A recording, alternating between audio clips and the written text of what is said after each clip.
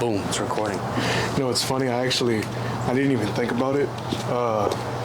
When I think podcast, I think about like audiobooks and shit. So when you told me, like, hey, you want to be on a podcast? I was like, yeah, sure.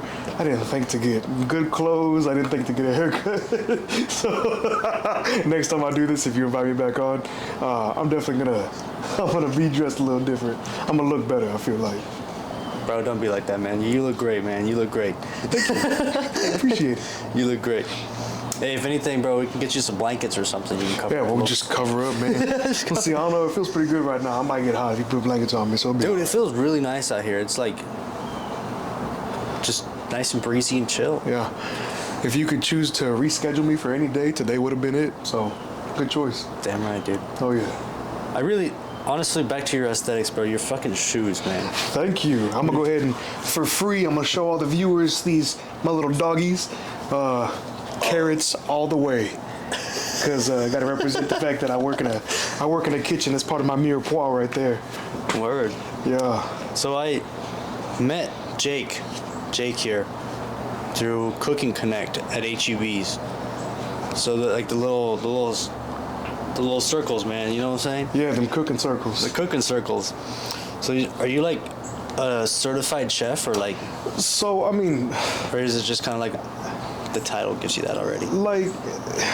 So my title is actually culinary selling specialist, and I sell culinary, especially, I guess. I don't know. Yeah. I love what I do, and I've been cooking for a long time, a real long time, since middle to late high school.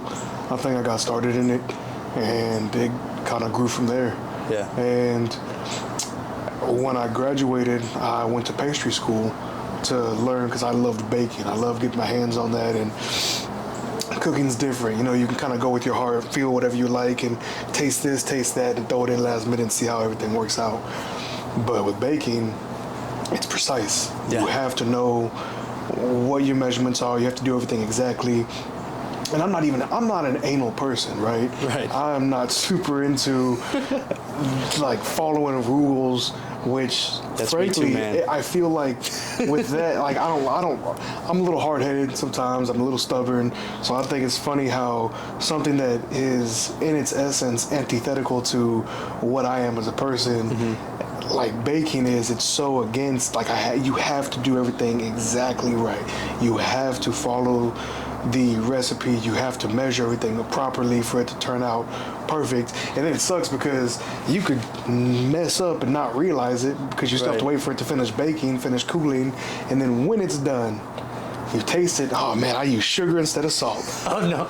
Or I use salt instead of sugar. I use cornstarch instead of flour. I messed up something. Too much yeast, something, right? And now it's ruined. And you don't know until you're all the way done, when an hours-long process. Whereas, with cooking, you make beef Wellington, you might mess up the beef, right? You make sauce, you season it as you go. If you mess it up, it's cool. I'm gonna make a new one real quick. Yeah.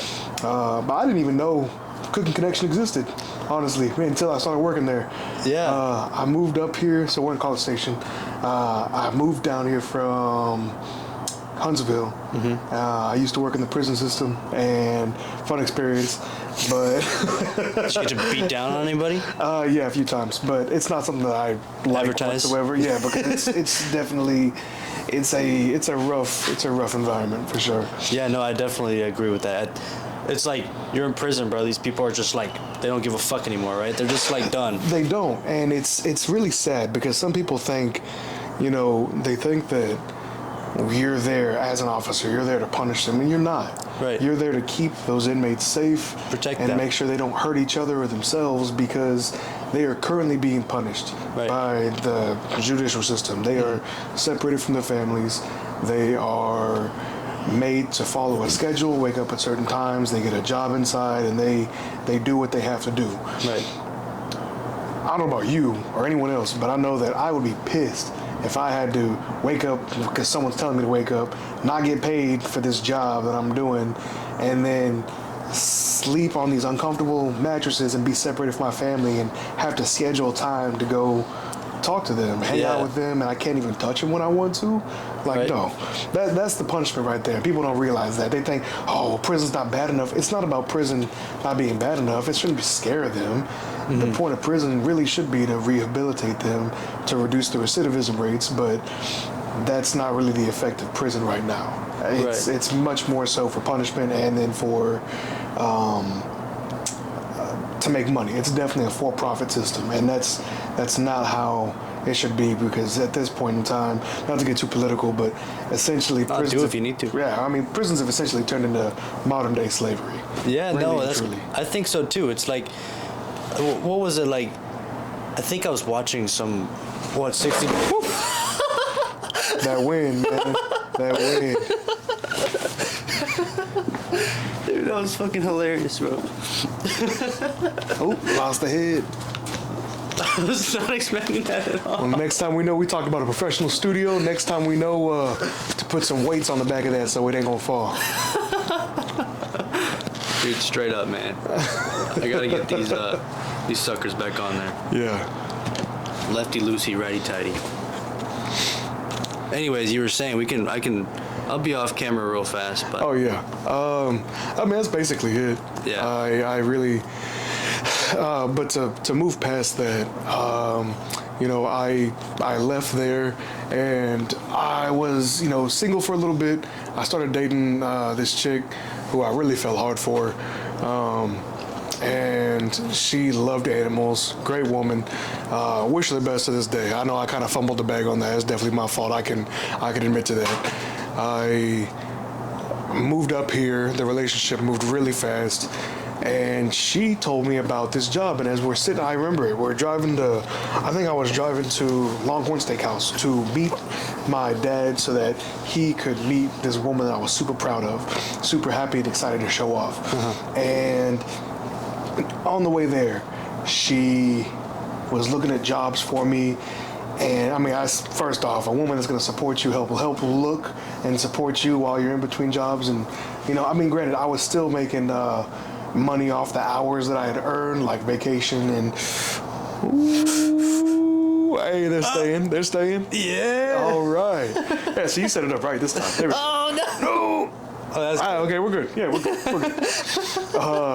good. Get you a woman that's gonna install these lights correctly, like you just did, dude, and support you in between jobs. Definitely emotionally, she was there. And I was still making money from my residual checks coming in from just having worked enough hours. But she was like, hey, there's this job at HEB. And I was like, what is it? And she's like, well, it's culinary selling specialist for the Cooking Connections. I was like, what the hell is that? Wait, I don't want to be like those people that stand and, try to show you, oh, look at this knife. Look how I can cut cutting boards. And I'm not that kind of person. Like something you see on TikTok or something. Exactly. Well, don't get me wrong. I think that a lot of those people that do those recipes on TikToks, man, some people make some really sexy videos when it comes to that. I actually deleted TikTok, so I'm not too familiar with all of that, but I should delete TikTok, but that's a different topic. I scroll way too much. I just start scrolling, and then I see what everyone else sent me, and I got too many friends that would spend too much time on TikTok, so I spend 10 minutes by myself and then 30 minutes going through what they sent me. It's a bad process. Waste of time. I should do something else with my time. Yeah, know what? Anyways, back to we're gonna go way, way back to you fumbled the bag. Oh yeah, I fumbled the bag on her. I'm not gonna ask you why you fumbled the bag, but I actually did the same thing. Really? You know what? I think that it's definitely a universal. It was experience. my first relationship though, so it was like. Okay, see now that one. It's kind of understandable because your first relationship, you're just fucking stupid. You don't know what you're doing. You're like a newly born, giraffe. You're trying to find your legs, or horse. You know what I'm saying? You want to be cute. Yeah. You trying to find your legs in this relationship. You're trying to figure out what it is you like. My last girlfriend, she was new to everything. If you catch my drift, and it was an experience. Everything was an experience for her because everything was her first. Right. And I had to take that into consideration while I was dating her because I wasn't just dating. I wasn't just the next boyfriend. I was the first and the only boyfriend to her. Mm-hmm. So it was hard because I'm a slut, man. I don't do some of these things that I used to do in relationships, and so it was hard for me to take that time and go back and think, hey, you know what? Even if I'm assuming this might not work out, but I'm gonna be hopeful and optimistic, and I'm gonna treat her the way that she deserves to be treated. Which, I really should do that to everybody, but I was going out of my way specifically for her because it was her first, and I wanted to make sure she had a good impression because I don't want her to fall for some lame ass dude that's gonna make some like negligent or just something. Yeah, something stupid, they're gonna lie. They're gonna do things that they shouldn't be doing, and I could tell how ignorant she was in a lot of different ways. And so I was like, hey, you should broaden your perspective, broaden your horizons a little bit. Yeah. And she definitely grew. She grew a lot from the relationship, and surprisingly, she helped me grow a lot too. Yeah, that's what it is, man. That's what it is. Like, I definitely grew a lot from it too. Like, there's so much I learned. There's like so much that I unlearned, like changed myself a little bit and like kind of mold in the direction I would like to mold. Like, I want to be a kind, loving person. Like I always want to show love and kindness, but hey, every day is different, man, and it's hard, man. It's really, really hard to do that. So would you say that relationship gave you that perspective, and yes, that's what made you feel like I want to be a loving and kind person? Yes, it did. It definitely showed me that, because it was like I didn't even know I could like do this for somebody else. Like, I didn't know I could be this loving, this caring, like for somebody else. You know what I mean? Hey, relationships are beautiful. They show you another side of yourself because you don't even realize that you're not. Sometimes you can't even really be yourself around yourself. Right. You form this mask as you go out in public, and the more time you spend out there and the less time you truly spend with yourself, you forget to take care of yourself. You forget to see who you are as a person, and you lose yourself. And sometimes it takes meeting that special person, that right person for that moment and that experience. Even if they're not the right person for you at the end of your life, they're the right person for right now. Yeah, it's like that exposure to yourself in that moment. Like, you didn't even know that you could like do these things. You're like, what? Yeah, I didn't even know I could feel that way. Yeah, I didn't know I could let someone this close. I didn't know that I would be willing to go out of my way and do this for this person. Absolutely. Yeah, no, for sure. It's a great feeling. That's the feeling, bro. The feeling of love, right? Yeah. Like, I feel it as a warm, fuzzy, comfortable chest feeling. Absolutely. That's how I feel it. Is it similar to you? Yeah. I think if I wake up in the morning and I have my significant other next to me, I'm scratching the hell out of my ankles. I promise you, I shower every day. My ankles are just itchy right now. You're good, man. You're good. If I wake up in the morning next to my significant other, I'll definitely be eating my Honey Nut Filios for the whole day.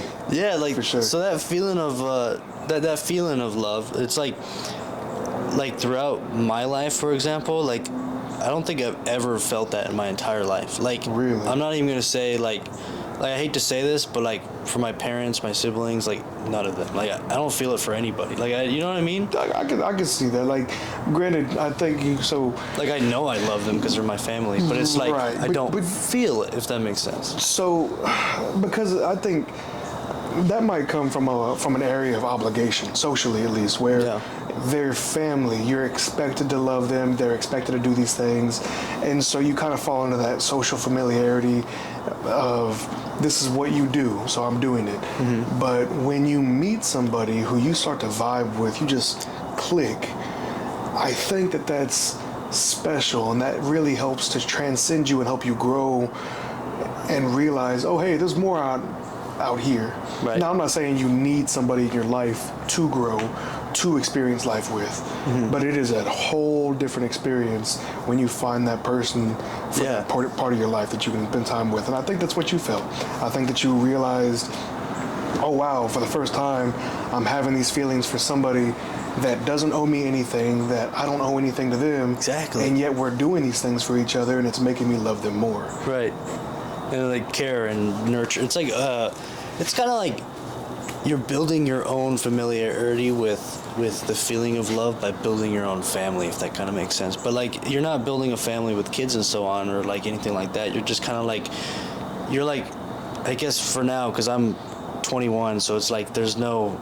The picture of me having kids right now is like way out of the picture. Way. Man, if you say so, you could be 19 and have pick kids near your future. So yeah, whatever, like, you like. I'd like to have planned kids, bro. I'm sorry. Fair enough. I mean, hey, yeah, fair enough. I think I may have been a mistake.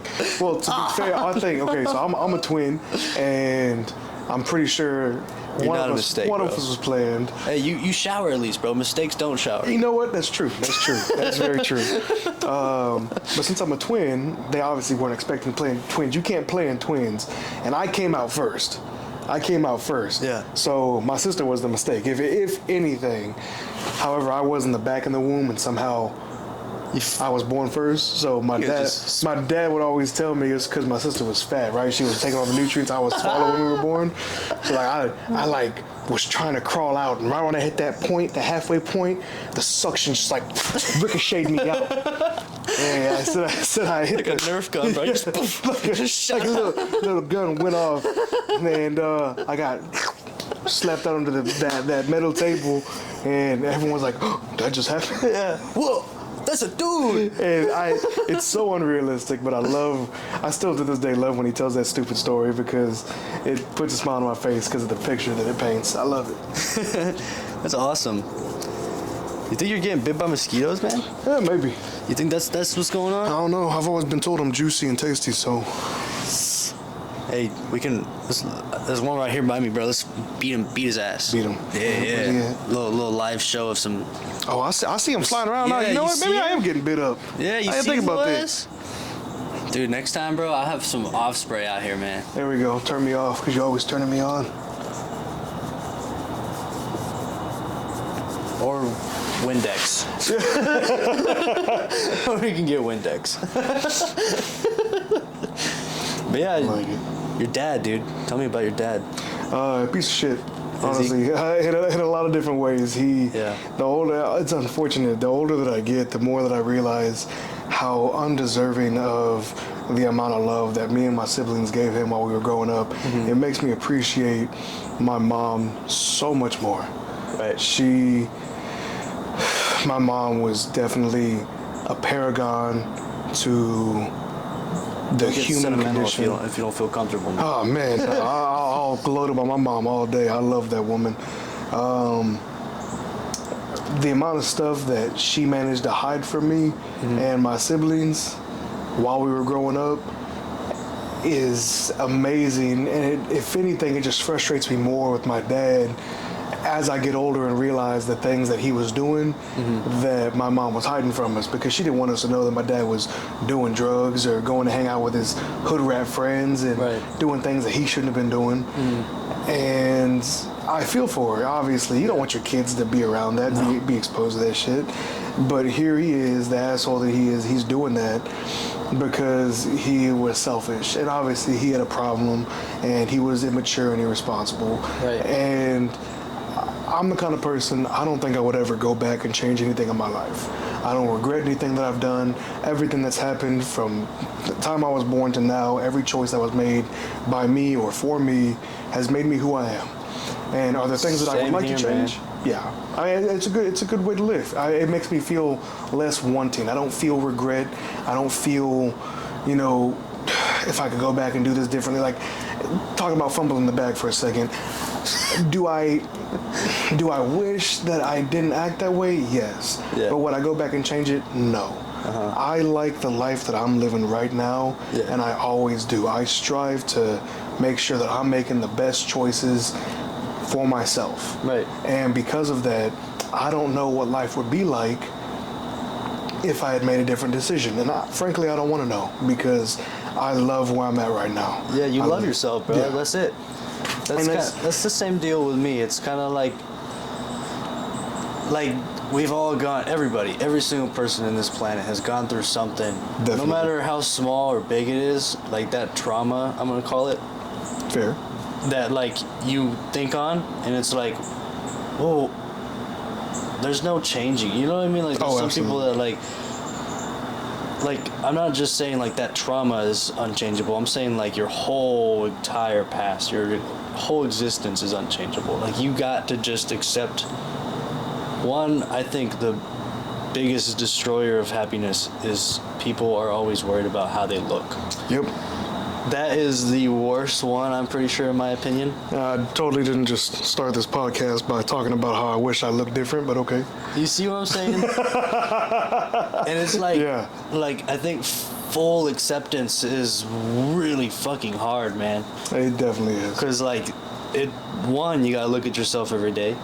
And then two, you gotta... Naked if you shower, like me. Exactly. And if you're thinking all the time, you're thinking of everything. Yep. Every possibility you could have gone through, everything. You're like a walking calculator, but you just don't want to admit it. Yeah. You know what I mean? In a way, definitely. It's just like... I think that's the beauty. The beauty in acceptance, though, is like fully accepting your past, your way you look. Again, not every day you fucking are in full acceptance, but when you are, it's like a really, really comfortable. It feels like love too, bro. It's like you're loving yourself. I think that's the fact that many people miss out on. Yeah. I don't think people appreciate how much they should be loving themselves. And I think that it's a really, really unfortunate fact of life that I don't think that most people truly know what it means to love themselves. No, whether that's emotionally, intellectually, or biggest of all, physically. I'm a big dude, I'm hairy, and I have had to contend with a lot of physical issues. More power to you, socially. bro. Oh, well, thank you. I appreciate it. Yeah. But, you know, in high school, obviously, someone with my build and my hair, it was kind of hard to be with women. But I can say now that I don't quite love myself all the way. There are still days I hate myself. I don't want to get out of bed, but I do it because I know I have to, and I know every day is another day. As long as I'm working towards it, every day is another day closer to the person that I want to be. Yeah, dude. And I think that's important. That is very important. I had never really thought of that, but that's kind of like my perspective in life too. Is like every single today could suck, you know. So what? Yesterday sucked, but tomorrow, bro, it's just that much closer to that future self that you're trying to build. So, like, when you were going up through high school, right, and you said you had problems with like females and stuff. Like, I personally never dated anybody, like throughout high school, like. Really? Like, ever, bro. Like, I tried. I asked some people out, and they were like, "No." I got that. Yeah. You know, same thing. You know, it was just a lot of rejection, basically. And then, like, once I got to college, it was like that perspective of like wanting to find a girlfriend disappeared for like the longest time, and then it came back. And then it was like, all right, let's get on these dating apps, right? That's what I did. I mean, yeah, I think people do that now. Is hey, I want to put myself out there. Dating apps, right? Tinder, Hinge, I'm busy. Bumble. Got to throw myself out there. Yeah, and it's a low investment. I gotta put together some pictures, which I probably have. Dude. I throw together some funny quotes or some jokes or tell them about myself. This should be easy, and then I just start swiping. Very much. It has never been easier nor harder to truly meet somebody than it is now.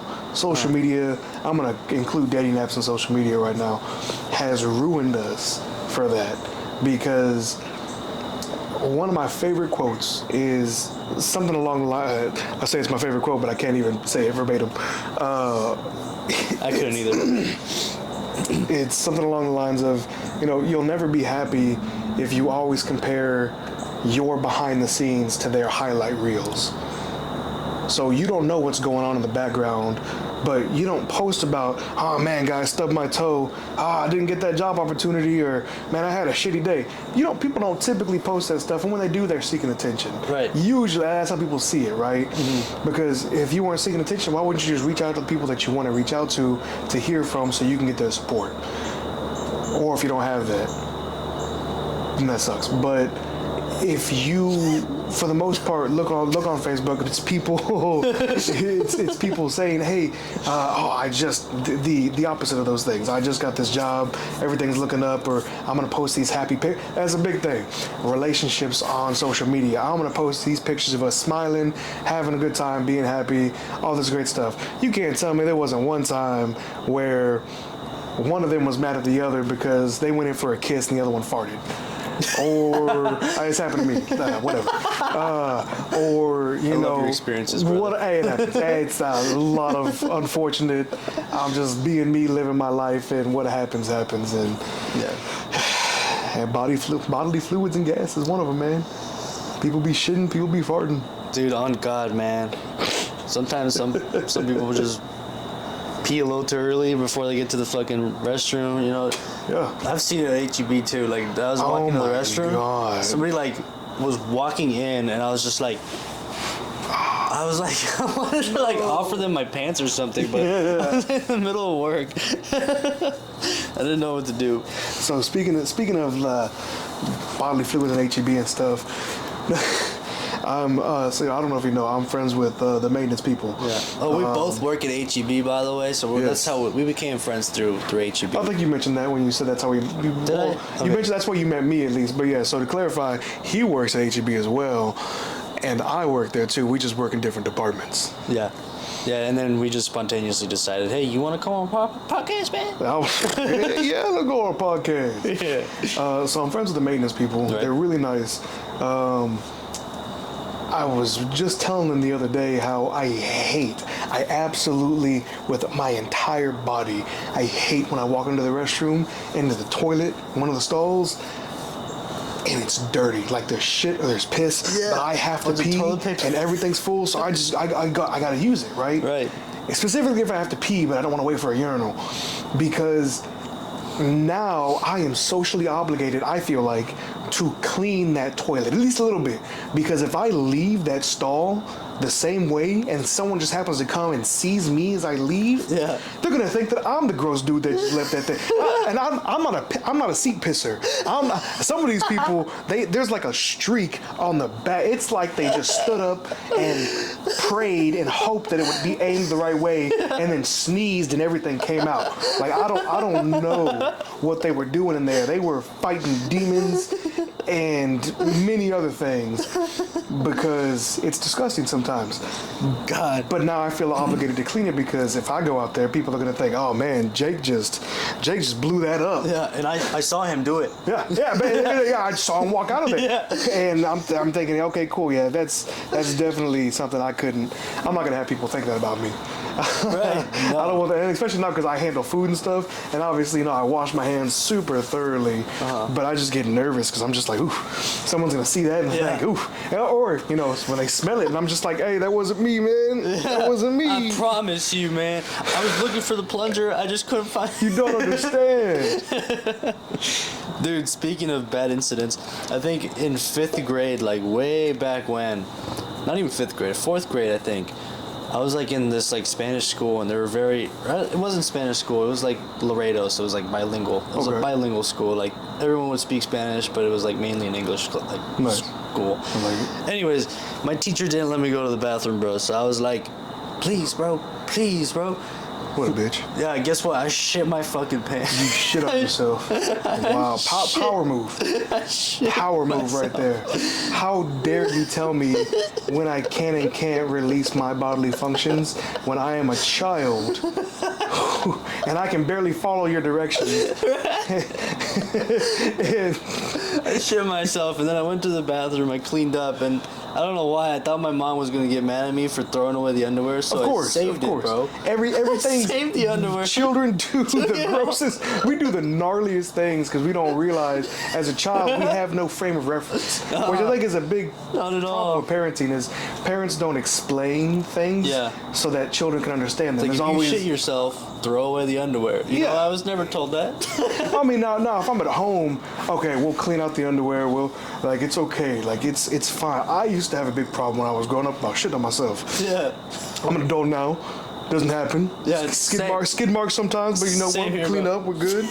But it's okay. It happens. Yeah. I can't tell you the amount of women that I've been with that were kind of embarrassed about their underwear. They would tell me, I know every woman watching probably got a couple, at least one pair of period panties, because that's the durable underwear. That's the durable, comfortable underwear that lasts forever. Might be stainy, Washes streaky. out. Yep. And if it doesn't, it's full of stains, and that's why you don't wear those underwear when you go to meet a dude and sleep with him for the first time, because those are the scary underwear. Those are the ones that got battle scars on them. Get out of my closet, bro. Don't look. Yeah, I'm saying, right? Everyone's got a pair, or at least a woman that they have a pair of them, right? Yeah. It's normal. It's natural. Absolutely. People shouldn't be embarrassed about that stuff because it's a fact of life. Absolutely. Like it's something that everyone has, but people don't talk about. But sometimes they'll joke about it. But people don't talk about that. We talk about it because it happened, bro. Like it's stuff that happens, man. I talk about it because I just learned about it. I didn't just, but and since I learned about it, I'm just thinking, man, the fact that it's once again, go back to universal experience. It's one of those universal experiences that some women don't even realize other women do that because they don't talk about it. Mm-hmm. And since they don't talk about it, they think, oh man, I must be gross to have this. No, you're not. You are so normal, bro. Dude, yeah. So normal. No, for sure. Women, bro. Man, women. What do you think about women, man? I love women.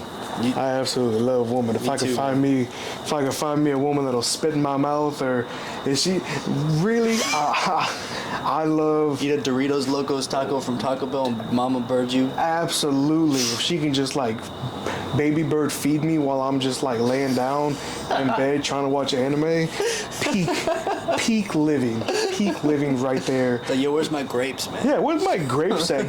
Give me one of those hedonism. Give me one of those big elephant leaves, and I just want you to stand 2 feet away from me at a pace of 2 miles an hour. Just fan it. It's like, thanks, baby. I love you. That's all I want. That's all I want. If you can be my lady that just has tattoos and some vibrant hair, whether that means colorful hair or you just shave the sides of your head, do whatever you want. But I like that little manic pixie dream girl alt lifestyle. That's my look. I love women like that. We filling out a Tinder app right now? I think, you know what? I think I might need to. I'm going to go ahead and go on Tinder. I'm going to make sure I'm going to add that to my Tinder necessities right there. Please, pixie girl. Please, for the love of God.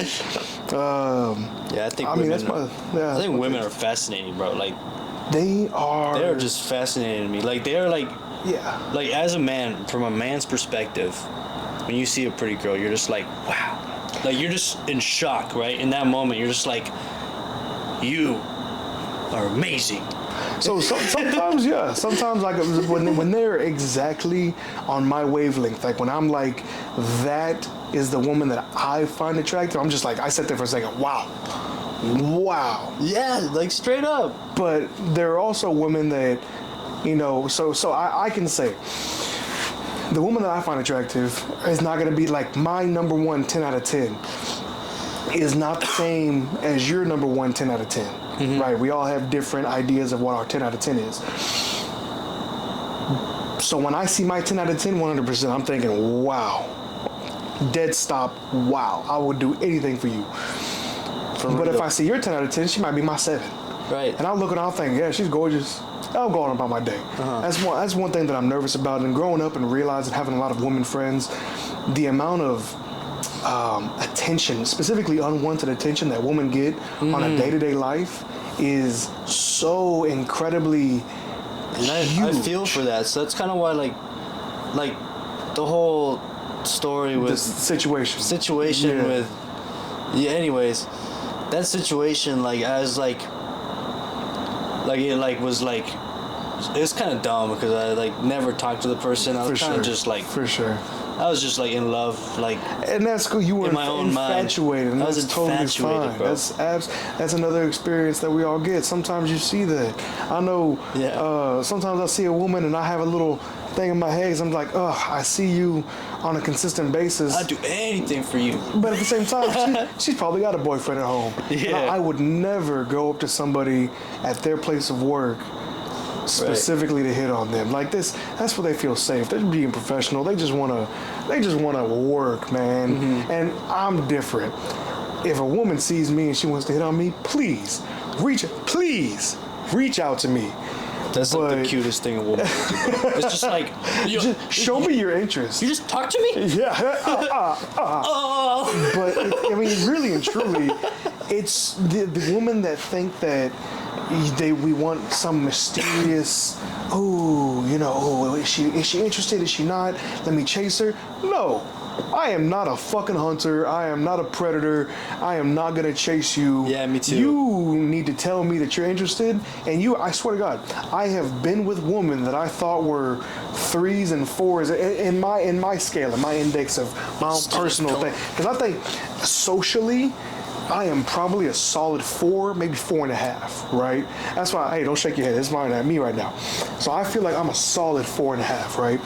So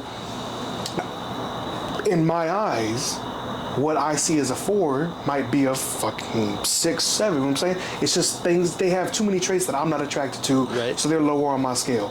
I have been with women that I consider 3s and 4s specifically because they chased me or they showed that interest, and that immediately bumped them up, boop, 6, 7. That gives you at least 2 or 3 points the in the confidence, attraction scale, man. Because not just the confidence, but now I'm so insecure sometimes. Just knowing that you find me attractive is immediately, oh, cool. So now I don't have to be insecure about if you find me attractive. Me too. Because obviously you wouldn't have come to talk to me unless you thought I was attractive. Yeah, and then you're just like funny. in the back, like, what? Yeah, like, man, I gotta be honest. After the first date, I'll be in the restroom like, God, how did I get this far, man? Like, what do I do? I didn't. Yeah, like plankton. I'm like sitting there like plankton. I don't know. I didn't think I'd get this far. I got no clue. he's like in a chum bucket, like, what? Oh my God. Definitely, man. It's crazy.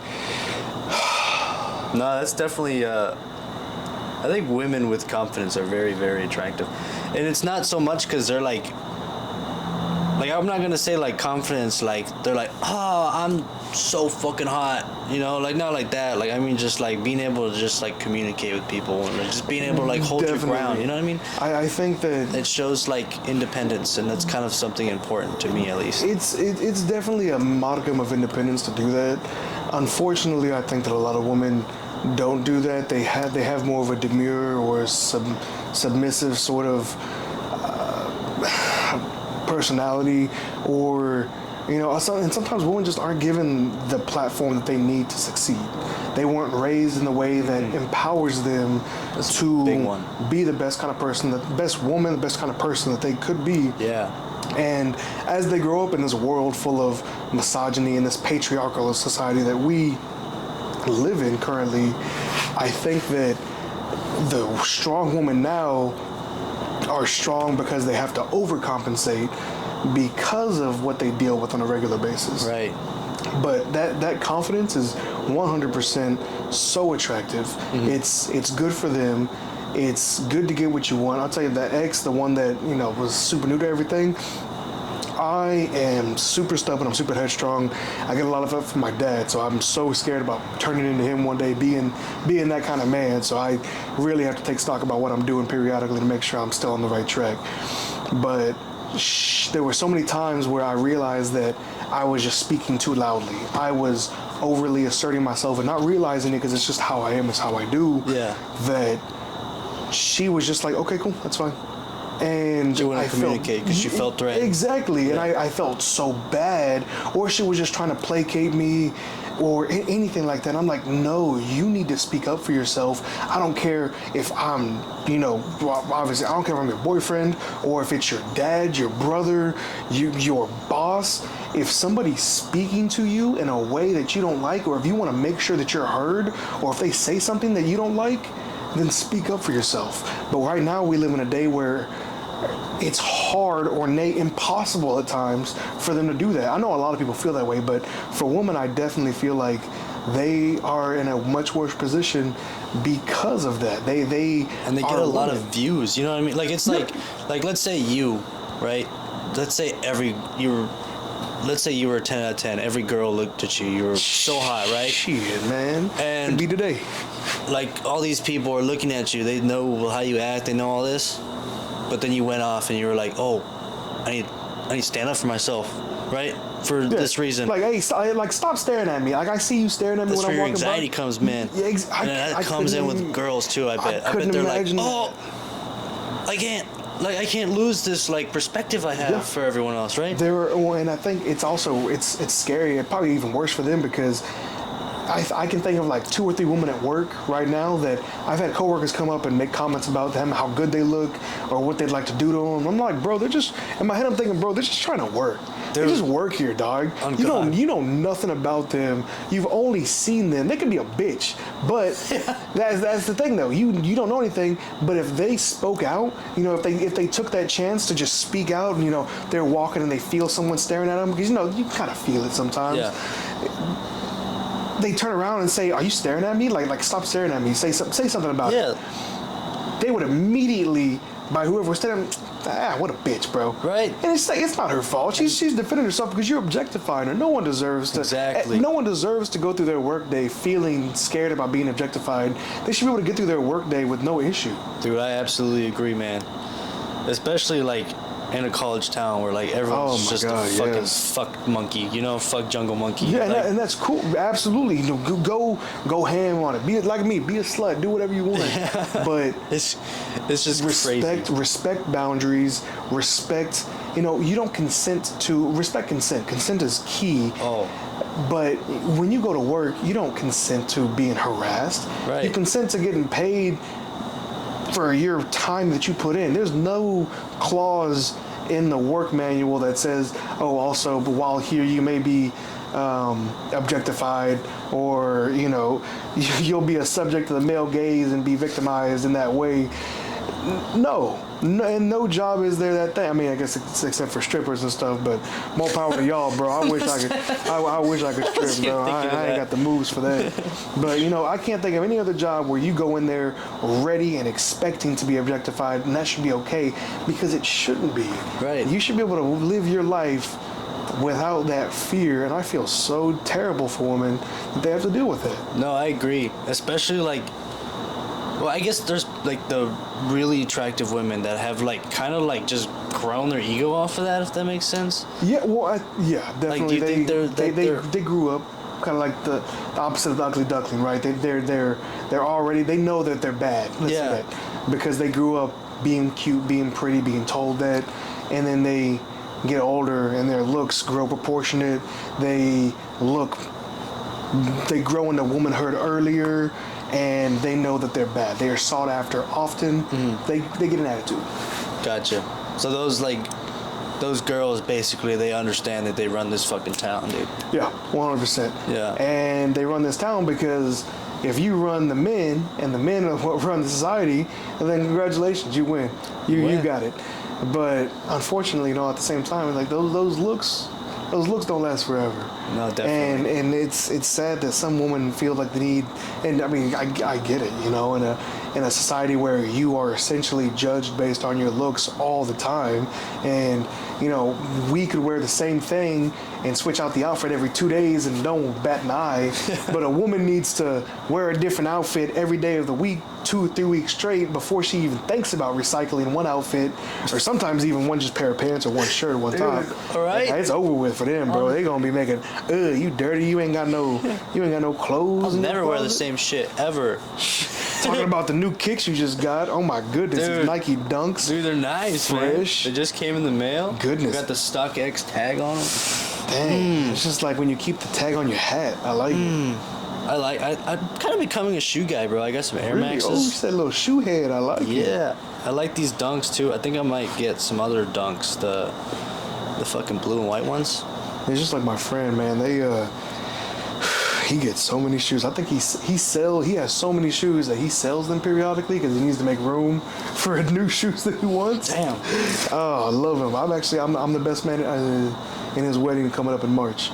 Super excited for that, too. Congratulations. Yeah, no, I feel so good. It's going to be fun, dude. Oh, my God. I got no idea what I'm going to do. You guys have a bachelor party? So I'm trying to plan the bachelor party right now. Are you really? And I'm, like, so scared. I'm like, what do we do? Do I get drugs? Do I get hookers? What do I need? I'm like, oh, you know, let me just ask him. Let me ask him for his A-OK list. Let me, like, what's allowed, what's not allowed. Let me like the Hangover movie. Yeah, right. You lost him, like, bro. Am I going to have a little Asian dick on my window at some point in time? Like, what's going on here? So I got him and his fiance together, and I was like, hey guys, so let me get a rundown of what's okay, what's not okay, because I love him to death. He would 100% snitch on himself if I did anything, and then I'd be on his doghouse. I'd be disrespecting the marriage. So I definitely I want to make sure I give him what he wants, and then what he doesn't realize he wants. Right. So he said, well, maybe some weed, but nothing super hardcore, nothing super intense. It's whatever. But also no private, like strippers, it's fine, but no private dances, right? Nothing that would make his fiance uncomfortable. And I was like, I can totally understand that. I'm a little jealous. I wouldn't want some dude slinging his fucking Pringles can in my great chick's face whenever I'm, at a bachelor party. I get it. That's cool. I'm vice versa, bro. I get it 100%. I'm not going to disrespect it. So I've been planning, and he's a car guy too. Like, he's been getting into like Formula One and all this stuff. So I think that what I'm trying to do is we're going to go to Austin. And I know they got some racetracks around there, but like some really nice racetracks. And we're gonna go drive around them racetracks, man. Bro, he's got no idea. I'm making the Lambos and stuff, some shit like that, right? Like some really cool. Yeah, I think you can actually rent like those nice ass cars there too. So that's what I hope. So that we can get that situated. Let him enjoy his time doing that. Probably get a couple $100 worth of meat and grill out, just me and the homies and. Chef, by the way, chef. I know what I'm doing every once in a while around the grill. Said pit man, he said, what? 10 minutes per inch of thickness. Gotta put the salt on salt, yeah, salt baby. Yeah, salt baby. Salt baby. All right, hit me. That's so fun though, man. I'm so excited. Yeah. I am beside myself. I have no events that are that big going on for me, so I don't really do anything like that. Well, it happened. Trust me, I promise you, this is the wildest time of my life. I am normally a homebody. Yeah. I went in there earlier. I saw your cute little setup. A PC Master Race now. I stay at home, bro. Normally I would prefer to stay home and just relax, watch TV, watch anime specifically, play computer games, play Xbox, read. Yeah. And then go to the gym. But I'm a homebody, bro. I don't like to go out and do things. I don't want to go out and spend the money. Yeah, to go to the gym. Bro, I go to the gym. Yeah. I thought you went to the gym, bro. You have control over your pecs, bro. Yeah. My little shakers. Movers. That's crazy though. I should have guessed. Like, you have control over your pecs. Like, that's a given, right? Yeah. I mean, not necessarily. I know some guys that never been in the gym and they can jiggle a little bit. But it's definitely, so I've struggled with my weight basically all of my life. And so I used to be about 400 pounds, and that was a hard time in my life. Didn't appreciate or respect myself. Definitely didn't love myself. And my asshole best friend, he'll still send me pictures from that time, and he'll be like, "Hey, remember this?" And I'm like, "Why do you still have that, you asshole?" That's like me and my buddy Jace, the one in the first episode. From the first episode. Okay, dude, I watched that one. He was. If you haven't, go watch it now. 315, something like that. 315, like high school, right? And he just like disappeared for about like 6 months or a year. Nice. Bro, lost it all, bro. He got down to like, what? I think he was trying to reach like fucking like 215, 250, something like that. Training montage. And it just like he just like cut, just disciplined himself, did it, right? And he did it, man. He just conquered himself. A 6-month break, man. That's a training arc right there. It's crazy. That's a 100% a training arc. He got that shit done, and he looked cute too, man. I saw that. I saw that video. He's pretty adorable, bro. Yeah, how long y'all been friends? Since like 7th grade of middle school. That's crazy. So me and my best friend, oh my God, I want to say, okay, not a competition, but I think we met in 6th grade, if not 7th grade, but it was definitely middle school. It was early middle school. Yeah. And I always remember, I'm gonna send in this video so you can watch this part. We met because of a titty pass. We were playing soccer and... Wait, what's a titty pass? Shut up, I'm gonna tell you. Oh, okay. I'm listening, man. So we were playing soccer and we were on opposite teams. And near the end of the game, we're doing terrible, and he kicked the ball really hard, and I went to block it, and I used my body. I blocked it. I was like that. Boop. hit the titty, right? Like a bullet. Hit the titty, and I hit it back that way. The problem was, I hit it into the goal, and I was all celebrating. I was like, yeah, like, there we go, that's what I'm talking about. It was our goal.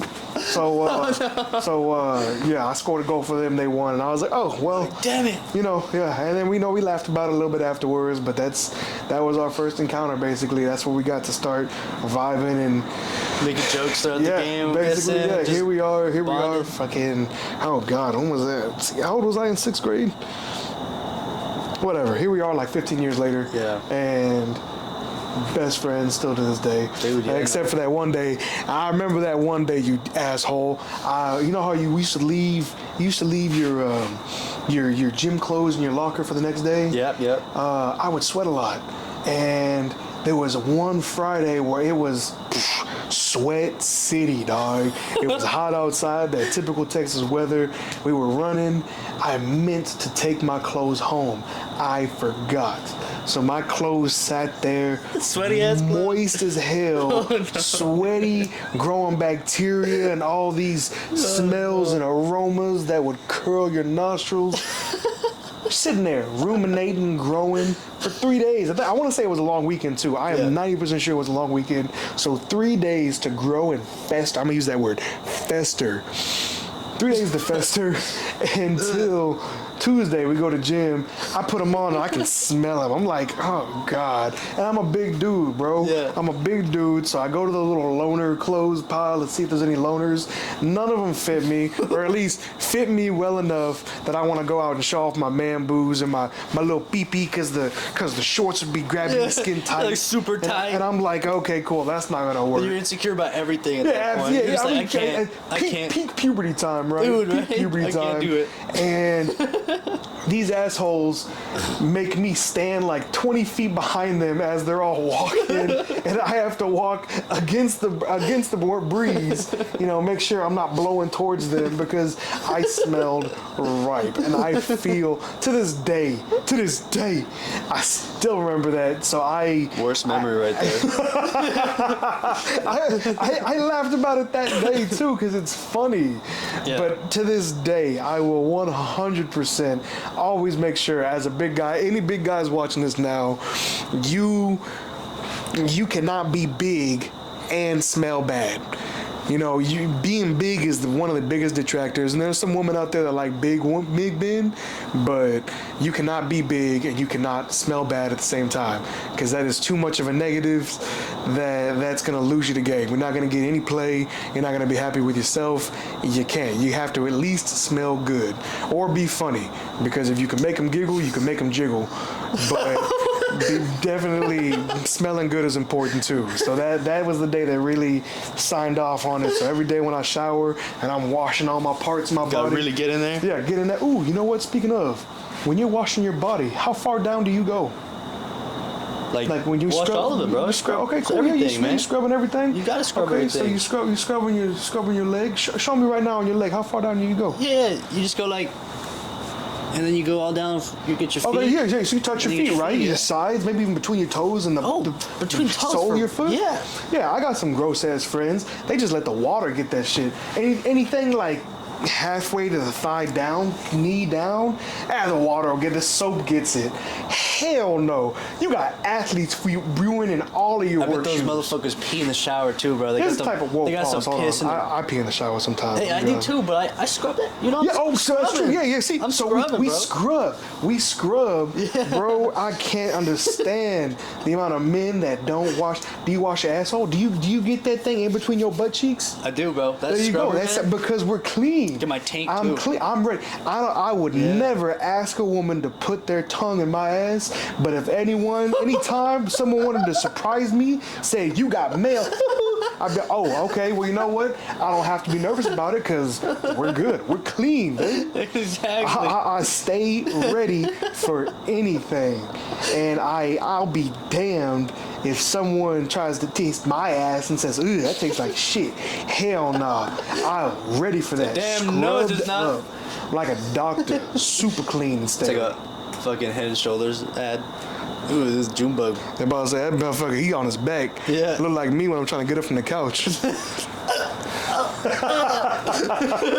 Hey, when she nutting, you keep on sucking. Ooh. Oh man. Where did you grow up? So I grew up in the Cypress area. Cypress. Yeah, Spring Cypress. So I guess Cy-Fair. Cy-Fair School District, and I went to Cy Creek. Grade school all the way. Go Cougs. All CC class 2014, and great school, great community. From what I heard, it's kind of going downhill just a little bit, but overall, it's the same school that I grew up with. Most of my crew was still down there. I say my crew as if, I grew up, man, rep the set. Nah. But I mean, most of my friends. Hey, man, those tattoos, bro, look a little. All gang related, man. Part of the Akatsuki. Hey. Nah, man. Just up a DVD of Naruto. Yeah, bunch of anime shit, man. Literally, I fucking, the most notable one right here, right facing the camera. It looks good, though. Yeah. I'm not going to lie. It's like a really good aesthetic on you. Thank you. I appreciate it. Especially on your arms. I get people like, saying, no homo, are you Samoan? And I'm just like, at this point, yeah, man. Why not? Why not? Why not? I'll be Samoan. What about your ukulele? You're just like... It's not like Mario. Then I heard the little Israel like, ooh. Oh, we're gonna get copyright, bro. Oh, my bad. We don't own the rights to that song. No, we don't even... I don't make anything off of this. Yeah, we can't monetize this. We're just having fun. It's just fun, dude. This is all just for fun. I don't really hope to get anywhere with it. It's just for fun. It's just like I really like to just sit down and just talk to people. But it's like, if you just ask, nobody's gonna do that. So you don't have a reason to do that. You know what I mean? Yeah, I can see that. It's kind of for my own benefit, and then also for somebody else. It's like if you would like to just chat, boom. Podcast, bro. Let's record it. Yeah, let's record it. See what happens. Yeah. See what kind of deep, meaningful stuff or some kind of traumatic events we can pull out from my viewers. And it can be relatable and stuff like that too, right? It's or it could even be informational. Like my siblings could just learn something out of this. Yeah, see what their viewpoint on life is. I was so dumb. I can't believe I asked them that right off the bat. It's immediately sat down. I was just like, oh, there's a little bug on your... Oh, he's gone. All right, anyways. I was sat down and I was just like, this is my siblings. So how do you guys see the world? Yeah. So what's up? So do you guys file your own taxes or...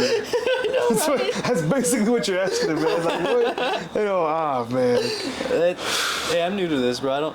I don't talk to them like that normally. I was just trying to make content, I guess. I mean, you got it. You got it for sure. It was entertaining to watch.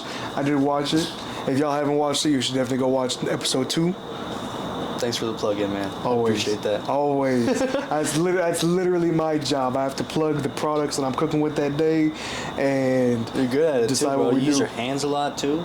Hey, body language, man. How did you? Bad boys. You always use your hands to talk. Yeah, I think so. I'm very gesticular when it comes to that. Yeah. Fun word, gesticulate, I think is the one that, you use your hands to talk because you gesture. Yeah. And you articulate with gestures. I like to do that too. Suck those words together. It's like playing Pictionary with your hands, bro. It's it's like sign language almost. Yeah. Honestly, man, I've always wanted to. If I met a blind girl that I was super down for and was down for me, I'd probably learn American Sign Language. But they're blind. It's probably... Wow. Wow. Okay, I meant deaf. I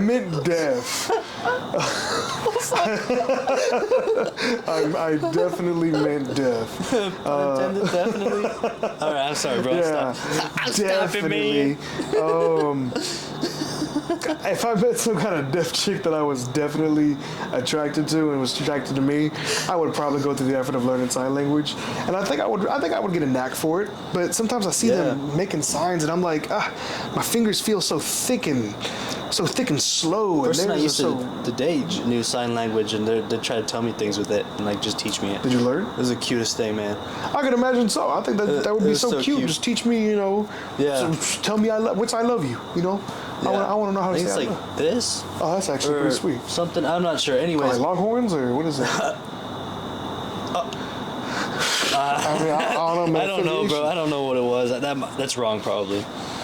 But yeah, no, it was when she couldn't say something. The person you were saying, your ex, they weren't they didn't stand their ground right. Right. That's kind of like what she dealt with too, and she didn't really like to like communicate much of her idea, I guess, and she would use sign language for it. And I was like, bro, that's some real shit right there. I think that's pretty good. Yeah. I think whatever tools we grow to use to communicate, that's what we need to work on and grow so that we can communicate better. I 100% believe communication is the key, and a failure or lack of communicating is the number one reason why couples don't succeed. Yeah.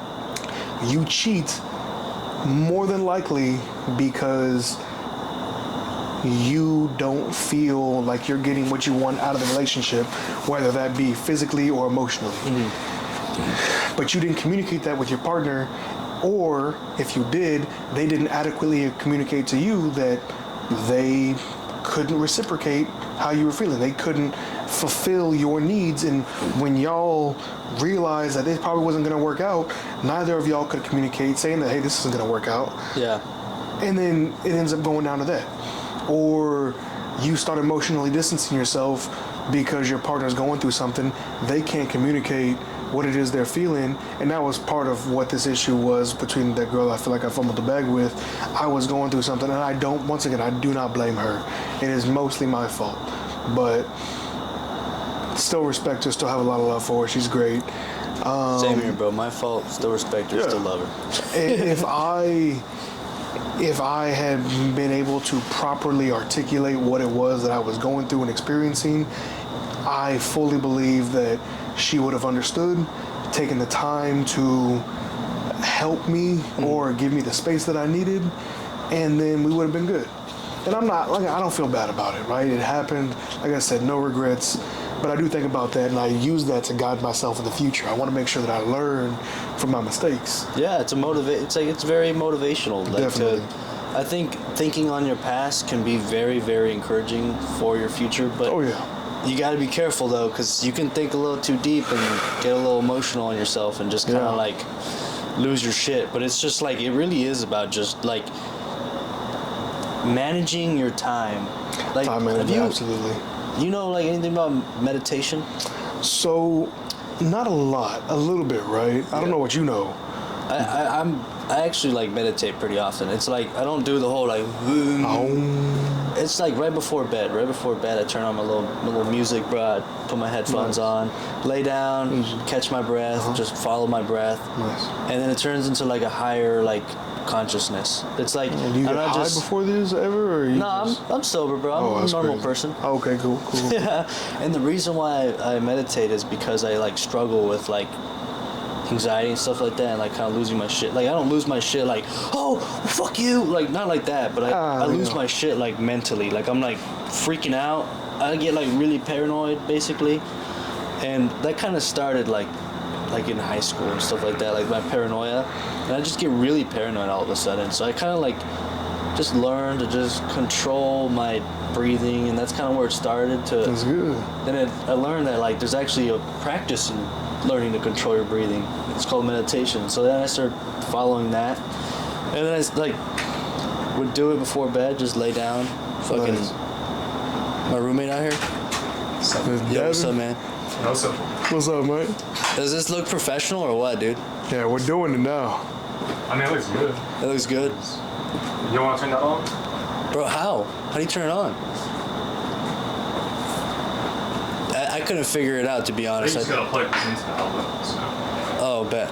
Am I interrupting? Nah, you good, man. Good. Yeah, you good. It's nothing professional, man. Don't worry about it. Yeah, we just going with the vibes. Yeah, we're just chilling. I'm gonna go pick up some. Yeah, you go do you, man. Pizza again? That's Little Caesars on the counter.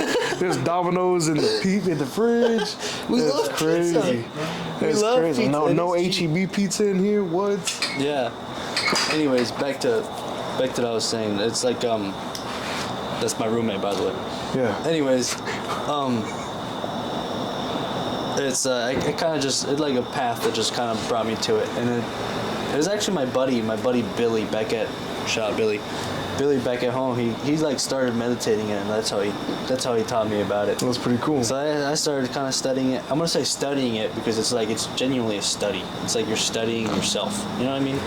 Like You just lay down or whatever you do to get comfortable, and it's like I guess the way I would describe it from my perspective is I am laying there, and then I am like, I got my eyes closed and I'm breathing, focusing on my breath, and I'm just focusing on the moment, like this current moment, right? And that has a lot of power because your thoughts are gone. You're not thinking of anything but now. You're just thinking of your breath. You know what I mean? It's like those movies, bro, where they're like, you like see them running, like they're in a fucking scary ass situation. There's people chasing them. They got like, they're panting real heavy, and you hear it, right? Like they're just like in that moment, I bet that's all they're thinking. They're like, how the fuck am I gonna live? Right? Just that one thought, man. And that's what it is. It's like, it's kind of just learning to have one thought in your mind. I mean, I get that now. I'm also really ADHD. Like, I think that really helped me understand, but I'm also thinking the juxtaposition of meditating, feeling like running for your fucking life. That's what life is, bro. It's really intense. Life is, you gotta run for your life. Man, I'll tell you what. If that's what meditating feels like, I think I'm gonna do some more research and stay away from it for right now. Yeah, just don't listen to me, bro. I don't really know what I'm talking about.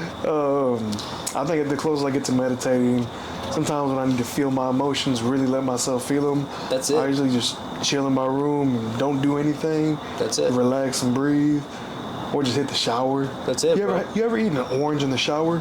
Nuh-uh. I'm telling you right now, life-changing experience. Orange in the shower. Eat an orange, because that juice, that little squirt, even when you dig into the skin a little bit, it releases that juice. Yeah. And that citrus, it coats your hands. When you're done eating an orange, you're dirty, you're sticky, it's everywhere. It's on your face a little bit too. Yeah. And now for me, it's on my beard. It's just dirty. wash right off. In the shower, yes. Just wash right off. Your hands don't get sticky. You get this sweet sensation. It's wonderful. It's a great experience, and I highly recommend, if you haven't had one, I'm gonna have to do try it it soon. Within the next week, do it. Hey, same to you with meditation, man. I think I'll go ahead and do that. I'll find some time. If you sit down and just literally just think on your breath, man. That's all it is. Yeah. I'm gonna do that. I got Sunday off. I'm gonna set some time aside. I'm gonna meditate on Sunday. I got Sunday off too. Oh, okay. Hey, maybe you'll watch this. That's when I'll put it up. I definitely will be watching this. I might be one of the first people. I might even comment on it. Hey, do it, dude. The comments on the videos have been funny. I like it. We're gonna make a QR code paper, and we're gonna walk around HEB and be like, "Yo, watch this." Hey, watch this video. Yeah. Get a free HE Buddy sticker. What? Get HEB Buddy Bucks. Hey, get some Buddy Bucks for the kids. Let's go. Man, that sounds like a good way to get the kids to watch. But dude, right? Shit. It might not be appropriate for the kids. Yeah, probably not. Yeah, it's all right. Yeah, they gotta learn at some point in time. On God, man. Bitches be crazy. What do you believe about parenting, man? Like, if you were a father, how would you parent? So I was just talking to someone about this last night. Coincidental, huh? So you know what to say then. The topic of spanking your kids came up, right? Yeah. I would never put my hands on my kids like that. I feel like genuinely, if you hit your kids, if you feel like you have gotten to the point where it's necessary to physically reprimand your kids, then you as an adult, as a human, have failed as a mentor, as a guide, and as an instructor for this child. Would you ever, because a person was acting out, not necessarily hurting you, but just acting out and being stubborn, would you ever put your hands on a coworker or on your brother? You got family? You got a brother? You got a sister? Brother, sister. Hey, did you not watch the podcast? You hold up. Say they're acting a type of way. Would you actually put your hands on them to teach them a lesson because they wouldn't listen to you? Never. So why would you do that to your kids, right? I don't understand. If you wouldn't doing it to adult, Why would you do it to a child? Someone who is still learning about the world, and then you're teaching them, if you want to get what you want, and you need to listen to the people that hurt you, Wait, but and you need to, chancla, which is bro. dangerous. What's up? Hispanic people with the chancla. Oh my God, man, the la chancla, just like cinto, that is so. It's the idea of hitting your kids is so pervasive, especially in the Hispanic culture. It's like normal. Hispanic and Oriental. Man, I heard So the Asian stuff is like, hearing about the tiger moms and just some of the really semi-abusive, or not even semi, just really abusive, intellectual and emotional abuse that they put them through. It's not okay. Yeah, it is no, not for real. okay. I think that you need to be able to, as a parent, teach your kid how to set healthy boundaries by setting healthy boundaries with yourself and them, because you are their only lifeline. You're Right. teaching them, and you don't want to teach them that you hit somebody when they don't listen to you. You hit somebody when they're acting up. Right. You need to listen to and love the people that are hurting you. And in the same vein, I was reading was a Reddit post years ago about maybe you shouldn't force your kids to hug Uncle Freddie, right? You shouldn't force, if your kids don't want to physically interact with somebody, don't make them.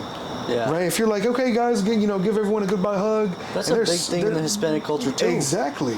You grow up with that. You grow up, okay, guys, we're leaving. And it might be a party, but it's probably like 2 or 3 in the morning. Yeah. But we're leaving now. They woke me up. I don't want, why is it a big deal? Why do I need to physically embrace every person? Why do I need to kiss them? Why do I need their lips on me? Right. What if I don't want any of that stuff? So, why do they force it? Why do they force that issue all the time? It's not good to teach kids socially and for family. It's okay to break this boundary, and it's okay to, even though you don't really consent to this, you're being forced to. Yeah. So just deal with it. It's not okay. It doesn't send a good message to the children, and then that's what they end up growing with. Yeah, I agree. They grow up with it. I think kids should be, because it's all like I think when kids are growing up, like, I believe that I think you just gotta let them grow up. You know what I mean? Like, let be them there, be kids. be your friend. Like, Yep. let them be your little buddy, right? Yep. But like, just let them grow up. You know? Let them decide. Now, I wouldn't go so far as to say let them be your little buddy, because I think that has certain connotations that you might lean too much on being their friend and not their parent. I got you. But definitely, Well, like, there's a balance You there. still have like the responsibility of a parent, of course. Exactly, but you don't need to hover over them. You need to let them experience Yeah. life, because for sure. the amount of things Like that I might have helicopter missed parents? out on. Oh my God, man! Like the fact that we were there have been plenty of places where we were hiring, and when I called, or say I didn't call, right? I've had parents call for their kids to ask me, hey, so how'd they do? Are they gonna get the job or not?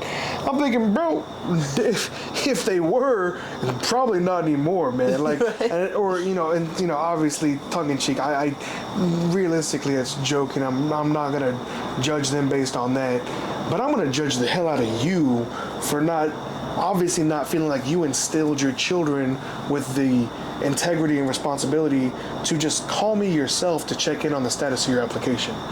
And what does that speak to me about how you might act when you're working? Because this is a professional setting.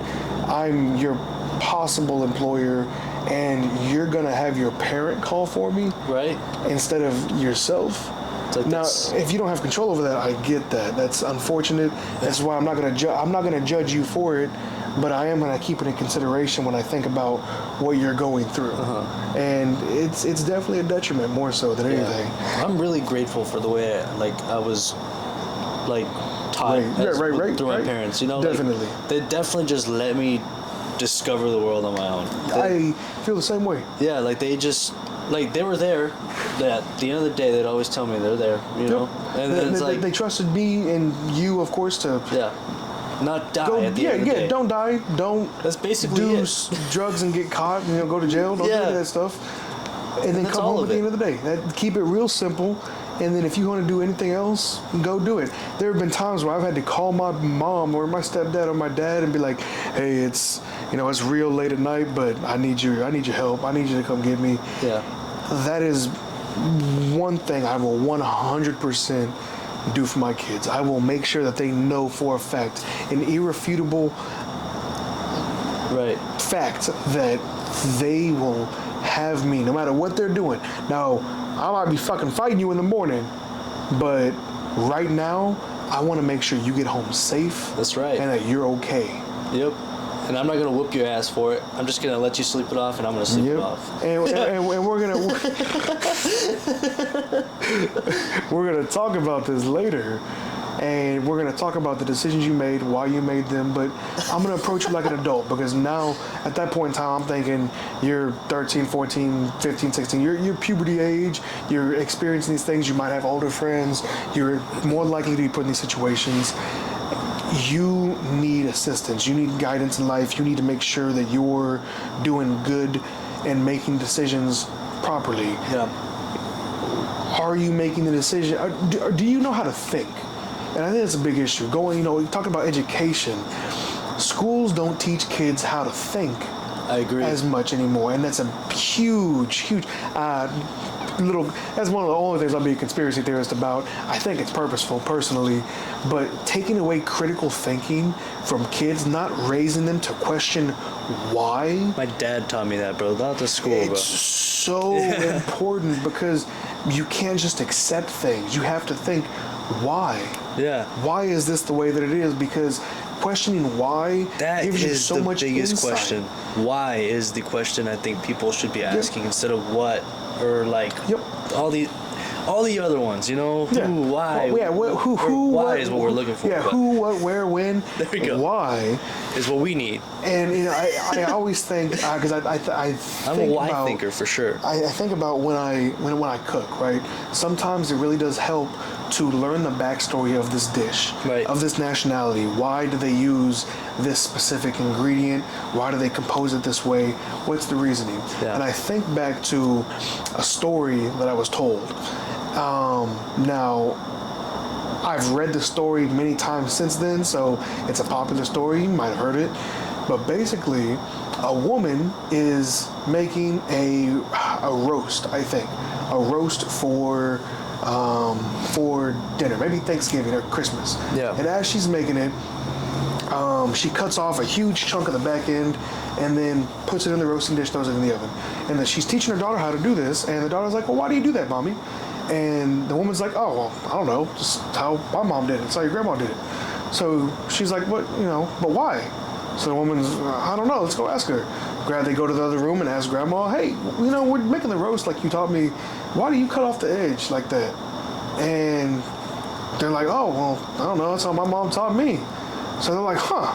So then they go drive, and in this story, I guess the family's not close because they go to a retirement home. They go to a retirement home, and they go talk to the great-grandmother, and they're like, hey, great-grandma, well, you taught us, you cut off the edge, and then you throw it in the roasting pan, and then you throw it in the oven, but why do you cut off the edge?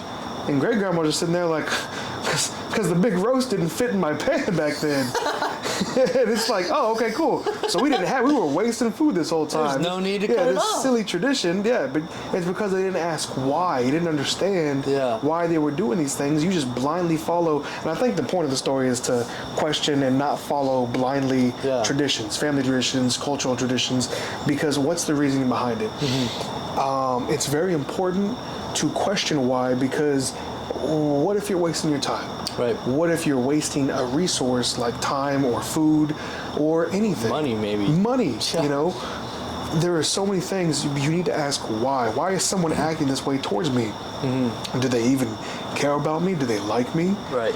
I think that if more people asked why and truly were able to figure out an answer because they asked why, it would lead to a lot less issues because people would be more understanding of the situation that they're in and what they're about to get themselves into. Absolutely, man. I definitely agree with that. It definitely helps with people too, like experiencing people. Like you can have a dick, right? He's just a dick to you, right? Yeah, and straight you're up just like, asshole. oh, why is he a dick? Yep. And that's the question you should be asking. You start to get to know him, you know, you start to get to understand. And then now you know why. Because his dad beat the shit out of him every Yeah, it's single like, day. oh, cool, you're an asshole because your dad was an asshole. Yeah. And you know what? I accept you now. Yeah, well, it's, I'm more understanding. I see where you're coming from. It's not so much like I accept, yeah, exactly. It's more like, now I understand why you are like I can understand it. I can appreciate it. It doesn't make me like you more, but I'm more I can empathetic. respect you a little more. Yeah, and I can respect where you're coming from. Respect the game and shit. No, for sure. Definitely, critical thinking is something that should definitely be explored through a lot of people, man. 100%. Yeah. How old were you when you got your driver's license? Okay. God, man. I have to check. I know if I check Facebook, I know that my mom posted a picture. I'll never forget. I'm sitting there next to my Dodge Charger. Oh shit. I think it was 2014 or maybe 2011. 2011 Dodge Charger ish. I want to say that I was probably. Damn. Okay, no, that was my first car that I owned. So my first driver's license, I would have been. I say first. My driver's license when I first got it would have been near 2014 because that's when I was in high school and I got it either near the end of high school or just shortly after it ended because I didn't have a car, I didn't have anywhere to drive. My friend had a license and he kind of did some driving, so that's why I would hook up with him. And I remember trying to go visit my girlfriend, my first girlfriend at the time, got her in senior year. Shout out to you, you bitch, I don't like you. And I'm playing. Like she's cool, but she definitely, I feel a little energy over that one. But I remember all the times that I would drive over that 40-minute drive. She lived in a different district than me. I remember that 40-minute drive to her every single, at least 3-4 times a night. And did you have your driver's license at that time? I did not for the first few visits, but I did on the subsequent ones. So See, it would have been 2014. Or late, very, very late 2013. Yeah. But I'm going to say 2014. All right. How about you? I think I got it when I was 2018? How old am I now? 21? Yeah, you're 21. 2017. I think I got it Okay, 2017. that's not too bad. So 4 years ago, about 17. Yeah, I've been driving for 4 years. That's impressive. Cool, dude. Good job. Yeah, that's one of those useless topics that I just think of, and I'm just like, why not talk about it?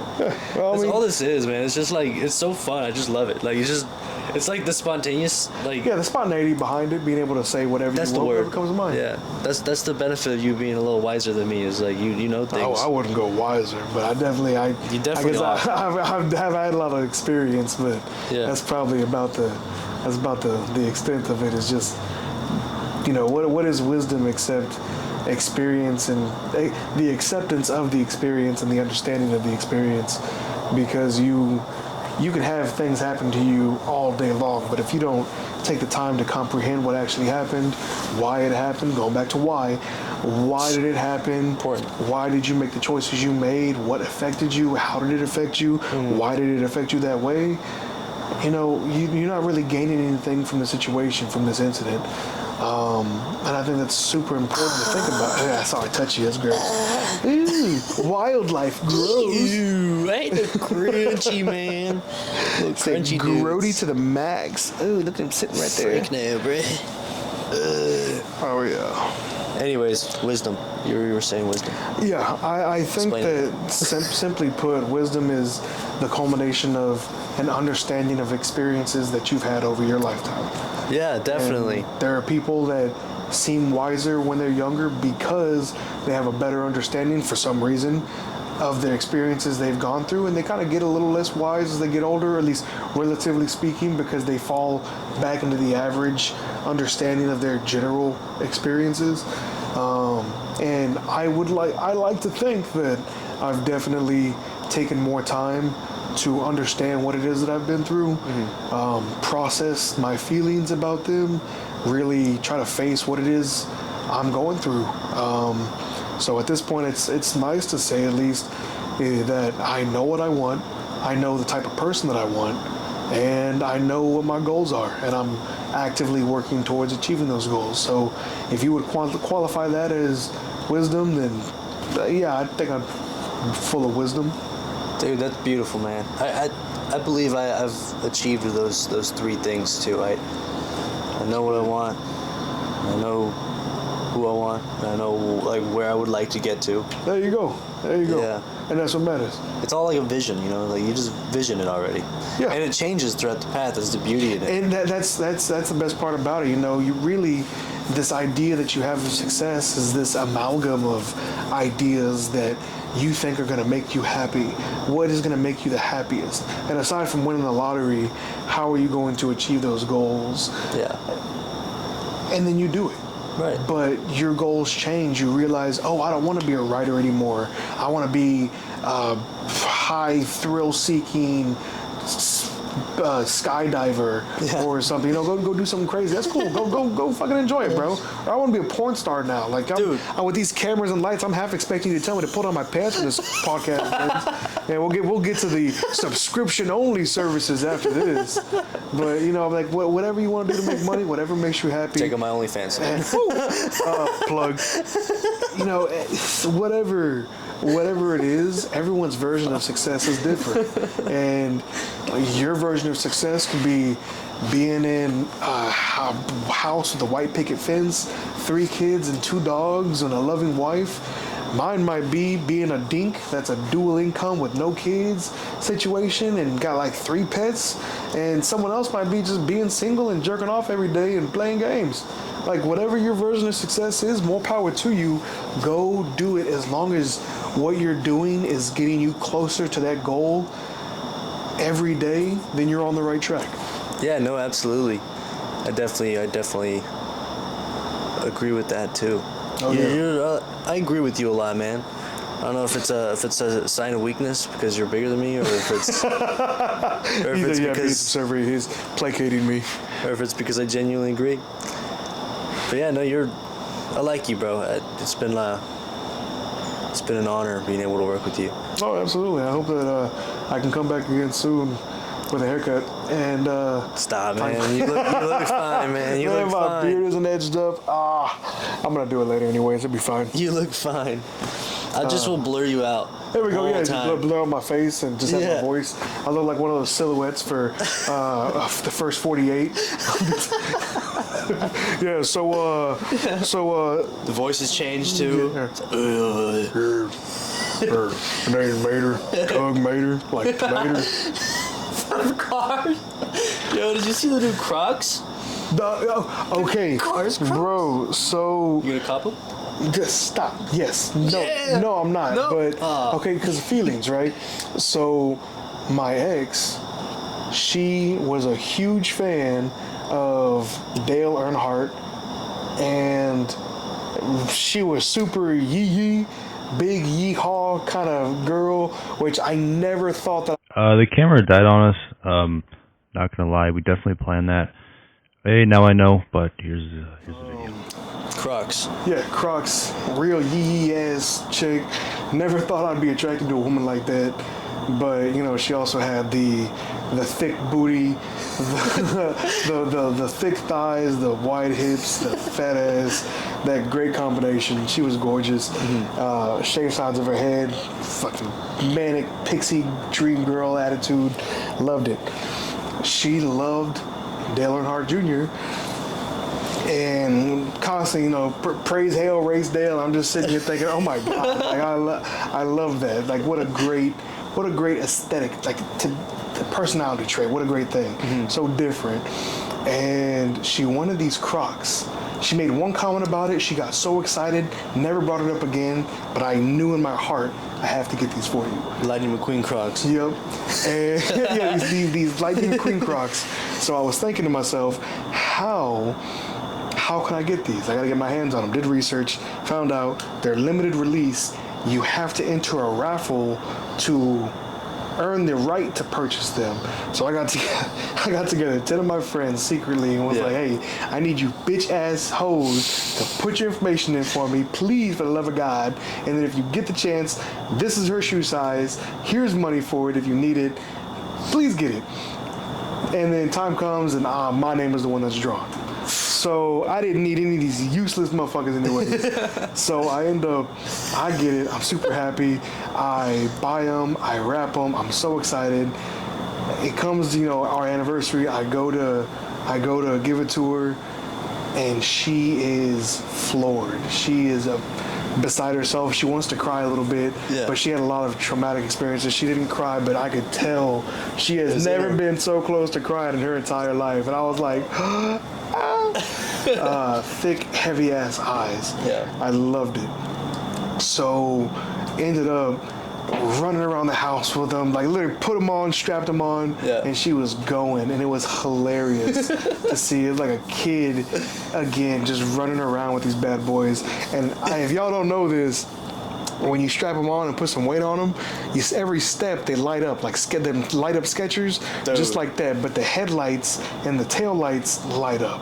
That's like it's golden. Coolest fucking Croc. It is golden. That's the coolest Croc. And for someone who, whenever she would do something cool and say ka-chow, and then I would do something equally dumb and say ka-chigga, like that was the relationship, and I was loving it, right? Yeah. So I don't think I would ever get me a pair, just because it was a really special thing that you can't really recreate. Yeah. But these were our couple Crocs. I bought her an exact pair of these because while they match my aesthetic perfectly, it also matches her random humor.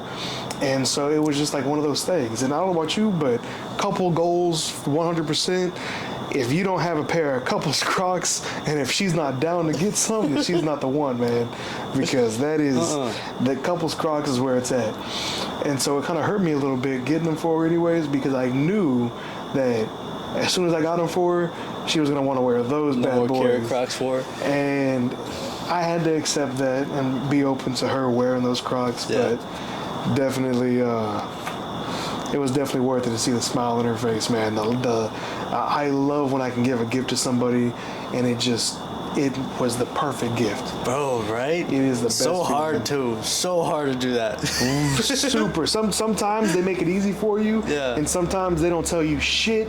You gotta guess, and even then it's like figuring out trigonometry. It's fun though. There's nothing to do, but the payoff is worth it. No, for sure. Payoff is absolutely worth it. It's so fun.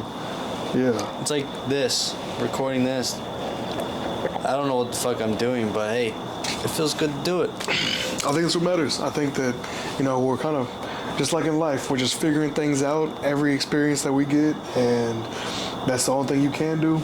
You can ask for advice, you can kind of read up a little bit, but at the end of the day, you're not going to know what we're doing until we're doing it, and you can do it again and again until you're experienced at making podcasts. That's right. And we'll see how it goes.